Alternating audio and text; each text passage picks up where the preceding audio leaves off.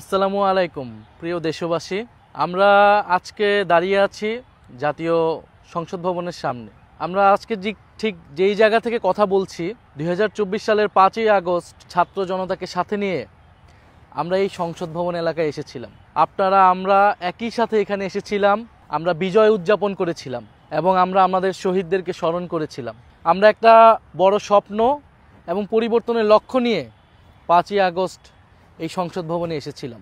আমরা প্রতিশ্রুতিবদ্ধ হয়েছিলাম যে বাংলাদেশকে আমরা পরিবর্তিত করব, একটি বৈষম্যহীন বাংলাদেশ, একটি গণতান্ত্রিক বাংলাদেশ প্রতিষ্ঠায় আমরা সামনের দিকে এগিয়ে নিয়ে যাব। আমাদের সেই স্বপ্নের অনেক কিছু হয়তো এখনও পূরণ করা বাকি রয়ে গিয়েছে, কিন্তু আমরা সেই লড়াইটা এখনও থামাই নাই। আমরা সেই অগ্রযাত্রাতে এখনও আছি। আপনি হয়তো সেই বাবা যিনি সন্তানের হাত ধরে রাজপথে নেমে এসেছিলেন জুলাই গণ অভ্যুত্থানে। আপনি হয়তো সেই মা যিনি রাস্তায় নেমে বিস্কুট দিয়েছিলেন, পানি বিলিয়েছিলেন আমাদেরকে। আপনি হয়তো আমাদের সেই বোন যে লাঠি হাতে রাজপথে নেমে এসেছিলেন। আপনি হয়তো আমাদের সেই ছাত্র ভাই, সেই সাহসী তরুণ যোদ্ধা যিনি বুলেটের সামনে দাঁড়িয়েছিলেন বুক পেতে। আমরা সবাই রাজপথে নেমেছিলাম, আমরা সবাই আশায় বুক বেঁধেছিলাম। আজকে গণ অভ্যুত্থানের 1.5 বছর পরে আমরা হয়তো অনেকেই একটু আশাহত। আমরা হয়তো ভাবছি আমাদের অনেক স্বপ্ন প্রত্যাশা বাস্তবায়ন হয়নি এবং হয়তো হবেও না। আবার অনেকে এখনও স্বপ্ন নিয়ে আছেন, বুক বাঁধছেন। আমরা জাতীয় সংসদের সামনে আছি। এই সংসদ যে কোনো দেশের জন্য অত্যন্ত গুরুত্বপূর্ণ একটি প্রতিষ্ঠান। এই সংসদ থেকেই একটি দেশের আইন প্রণীত হয়, সংবিধান নিয়ে কথা বলা হয় এবং দেশকে দিক নির্দেশনা দেওয়া হয়। জনগণের ভোট নিয়ে জনপ্রতিনিধিরা সংসদ ভবনে আসে। আমরা এই সংসদ ভবনকে দখলমুক্ত করেছিলাম 5ই আগস্ট। যে এই সংসদ ভবন জনগণ থেকে বিচ্ছিন্ন হয়ে গিয়েছিল, জনগণের প্রতিনিধিরা এখানে ছিল না। এই সংসদ ভবনকে ব্যবহার করে আমাদের সংবিধানকে কক্ষিগত করা হয়েছিল, আমাদের রাষ্ট্রকে দলীয়করণ করা হয়েছিল। এই সব কিছু থেকে মুক্ত করতে কিন্তু আমরা 5ই আগস্ট সংসদ ভবনে এসেছিলাম। সামনেই নির্বাচন হবে। আমরা 5ই আগস্টের পরে পুরো সময়টা ধরে নানান কমিশন, ঐক্যমত্য কমিশনের মাধ্যমে দেশের সংস্কার প্রক্রিয়া নিয়ে আলোচনা করেছি। বাংলাদেশের কোথায় কী সমস্যা, সেই সমস্যাগুলোকে আইডেন্টিফাই করা হয়েছে, একটা ঐক্যমতের জায়গায় এসেছে। তবে সব কিছুই নির্ভর করবে এই সংসদের উপরে। এই সংসদে একটি সংস্কার পরিষদ সভা হবে, যেখানে আমরা যে পরিবর্তনের কথাগুলো বলেছি সেই পরিবর্তনগুলো বাস্তবায়িত হবে। ফলে এবারের সংসদ বাংলাদেশের ইতিহাসের যে কোনো সংসদের থেকে সবচেয়ে গুরুত্বপূর্ণ একটি সংসদ নির্বাচন হতে যাচ্ছে। তা আমরা সংসদে আসলে কাদেরকে দেখতে চাই? বাংলাদেশের প্রথাগত রাজনীতিতে সংসদে কারা আসে, আমরা কিন্তু সেই সংস্কৃতি আমরা দেখেছি। আমরা দেখি যে সংসদে একদল লোক আসে যারা লুটেরা ব্যবসায়ীদের কাছ থেকে কালো টাকা নিয়ে নির্বাচনে জয়লাভ করে, যারা নিজেরা এলাকায় চাঁদাবাজি সহ নানা অবৈধ ব্যবসায় জড়িত, শ্রমজীবী মানুষ এবং সাধারণ মানুষদেরকে নিপীড়ন করে। তারা এসে সেই লুটেরা ব্যবসায়ীদের স্বার্থ উদ্ধার করে, এর সাথে যুক্ত হয় সরকারি অসৎ কর্মকর্তারা। ফলে এই যে একটা চক্র, দুর্নীতি এবং দুর্বৃত্তায়নের চক্র বাংলাদেশে জনগণের বিরুদ্ধে সবসময় কাজ করে যাচ্ছে, একটা দুর্নীতিপরায়ণ ব্যবস্থা বাংলাদেশে প্রতিষ্ঠা করেছে। কিন্তু আমাদের লক্ষ্য, আমাদের প্রতিশ্রুতি হচ্ছে আমরা এবারের সংসদকে আগের মতো হতে দেব না। আগে যেই ধরনের মানুষরা সংসদে এসে রাজত্ব করেছে আমরা এবার সেটা হতে দেব না। ফলে আমরা চাই সংসদে মানুষের প্রতিনিধি, জনগণের প্রকৃতি প্রতিনিধিরা আসুক এবং সেই সকল স্বপ্নবাজ মানুষরা আসুক যারা দেশকে আসলেই পরিবর্তন করতে চায়। আমরা সাহস করেছিলাম বলেই তো গণ অভ্যুত্থান সফল হয়েছিল। এবারও আমাদেরকে সাহস করতে হবে। নির্বাচন, রাজনীতি অনেক দূরের বিষয় মনে হয় জনগণের কাছ থেকে, আপনার কাছ থেকে অনেক দূরের বিষয় মনে হতে পারে। আপনি হয়তো কখনোই ভাবেননি আপনি রাজনীতি করবেন বা নির্বাচন অংশগ্রহণ করবেন, এটা আপনার কাছে অলিক স্বপ্নের মতো। কিন্তু আপনি চান দেশের পরিবর্তন হোক, আপনার কাছে সেই ধরনের পরিকল্পনা আছে, সেই ধরনের নিষ্ঠা আছে, সেই দেশপ্রেম আছে। তাহলে আপনি কেন এবার নির্বাচনে অংশগ্রহণ করবেন না? কেন আপনি আবারও রাজনীতিটাকে সেই দুর্বৃত্তায়নের, সেই দুর্নীতিবাজ, সেই চাঁদাবাজদের হাতে রেখে দেবেন? আপনাকে আমাকে এবার সাহস করতে হবে, নির্বাচনে অংশগ্রহণ করতে হবে, নির্বাচনে দাঁড়াতে হবে।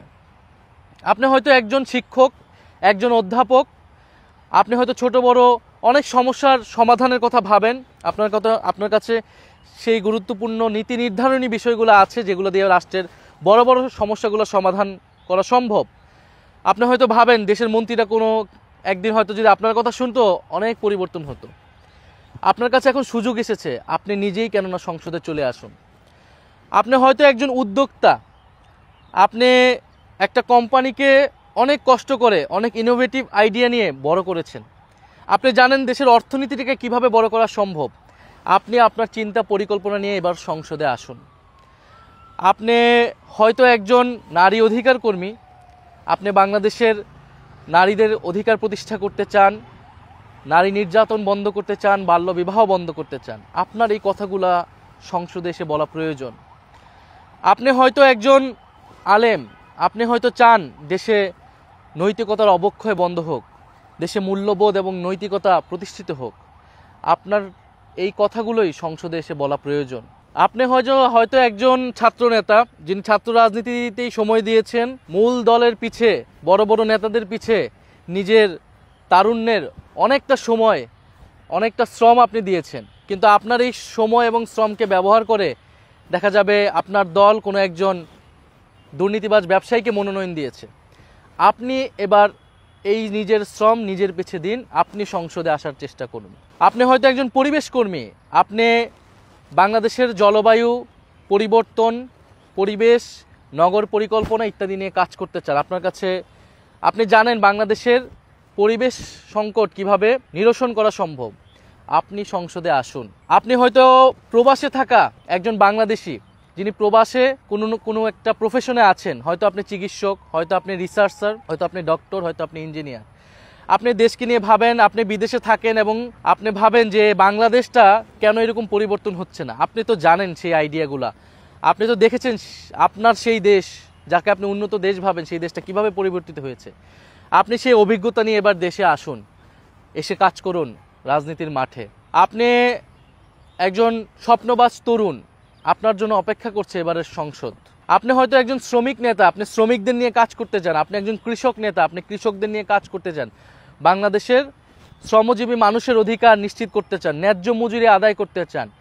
আপনি কৃষকের যাতে ন্যায্য ফসলের দামটা পায়, ফসলের ন্যায্য দাম পায়, সেটা আপনি চান।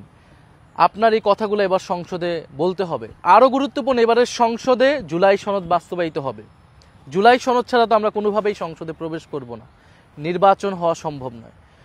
ফলে এই জুলাই সনদে বাস্তবায়ন যাতে হয়, সেটার জন্য আপনার আমার সংসদে থাকতে হবে, কথা বলতে হবে এবং সংস্কারের যে অগ্রযাত্রা আমরা শুরু করেছি সেটাকে এগিয়ে নিয়ে যেতে হবে। রাজপথে আমরা যে লড়াই শুরু করেছি, সংসদে আমাদের সেই লড়াইকে অব্যাহত রাখতে হবে। সেই লড়াইটা এবার হবে গণতান্ত্রিকভাবে, তর্ক বিতর্কের মাধ্যমে।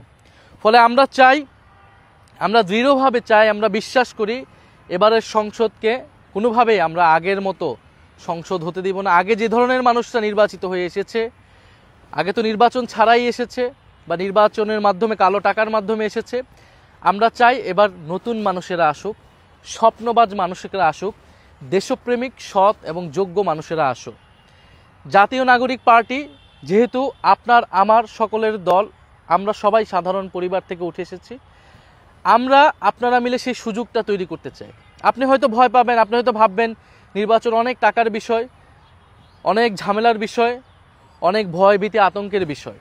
কিন্তু আপনাকে আশ্বস্ত করতে চাই, আমরা আমাদের সামর্থ্য নিয়ে আপনার পাশে থাকবো। আপনি শুধু আপনার স্বপ্নটা, আপনার উদ্যমটা, আপনার সাহসটা নিয়ে এগিয়ে আসেন। এনসিপি আপনার সাথে থাকবে, এনসিপি আপনাদেরকে সে সুযোগ করে দিচ্ছে। আমরা চাই আমাদের সেই স্বপ্নবাজ মানুষেরা আসুক সংসদে। এনসিপির পক্ষ থেকে আমরা মনোনয়ন দিচ্ছি, সেই ধরনের মানুষকেই আমরা দিতে চাই। এনসিপির অফিসে আপনারা সেই মনোনয়ন ফর্ম পাবেন, এনসিপির ওয়েবসাইটেই সেই মনোনয়ন ফর্ম পাবেন। আপনারা সকলে মিলে আগামীর সেই জাতীয় সংসদ, সেই সংসদকে আমরা জয় করতে চাই। এবং আমরা দেখেছি মানুষের সাথে যখন মিশেছি যে মানুষ পরিবর্তন চায়। মানুষ এবার আগের মতো করে শুধু মার্কা দেখে ভোট দেবে না, মানুষ নতুনদেরকে সামনে দেখতে চায়, তরুণদেরকে দেখতে চায় এবং দেশপ্রেমিক সৎ মানুষদেরকে দেখতে চায়। ফলে মানুষের কাছে যদি আমরা যেতে পারি সাহস নিয়ে, সততা নিয়ে, আমরা বিশ্বাস করি মানুষ আমাদেরকে গ্রহণ করবে। মানুষই আমাদেরকে টাকা দিবে নির্বাচন করার জন্য, আমরা সেই টাকা দিয়ে নির্বাচন করব। অ্যাটলিস্ট আমরা মানুষের কাছে দরজায় দরজায় আমাদের সেই স্বপ্নটা নিয়ে আমরা পৌঁছাবো। ফলে আমরা আপনাদেরকে আহ্বান জানাই, আপনারা আসুন আমাদের সাথে, সামনের নির্বাচনকে নিয়ে আমরা একসাথে কাজ করি।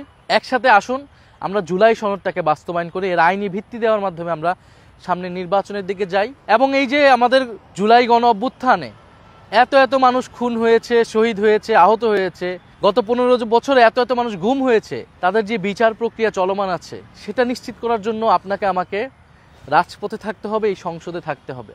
এবং আপনাদের এই জাতীয় সংসদ নির্বাচনে অংশগ্রহণ করার জন্য এনসিপি অনেক লড়াই করে একটা সুন্দর প্রতীক জয় করে নিয়ে এসেছে, সেটি হচ্ছে শাপলা কলি। শাপলা কলি আমাদের আপামর গ্রাম বাংলার প্রতিচ্ছবি, আমাদের নদীময় সভ্যতার প্রতীক। শাপলা কলি শুভ্রতার প্রতীক। আমরা আজ কলি হয়ে আছি, ইনশাল্লাহ যদি আপনারা আমরা সাথে থাকি আমরা একদিন ফুটবই।